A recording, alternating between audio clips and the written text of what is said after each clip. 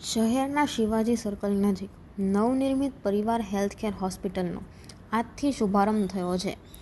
યુવા તબીબો સંચાલિત પરિવાર હેલ્થકેર હોસ્પિટલને કેન્દ્રીય રાજ્યમંત્રી શ્રીમતી નીમુબેન બાંભણિયા તથા અન્ય આમંત્રિતો અને તબીબોના હસ્તે ખુલ્લી મૂકવામાં આવી હતી.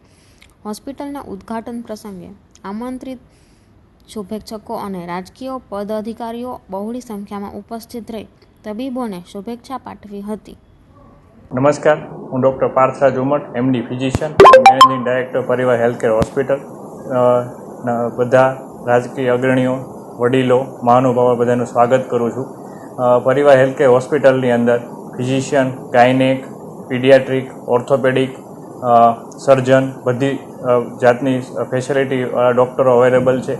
અહીંયા આઈસીયુ, ક્રિટિકલ કેર, ઇમરજન્સી સારવાર, અદ્યતન ઓપરેશન થિયેટર, મોડ્યુલર ઓટી, ઇન્ડોરની સુવિધા, દાખલ દર્દીઓ માટેની સુવિધા, ઓપીડી માટેની સુવિધા, બધી સુવિધા સાથે અહીંયા PMJY કાર્ડમાં પણ તદ્દન મફતના દરે સારવાર અને બીજી બધી સુવિધાઓ સાથે પરિવાર હેલ્થકેર હોસ્પિટલનું આજે ઉદ્ઘાટન છે.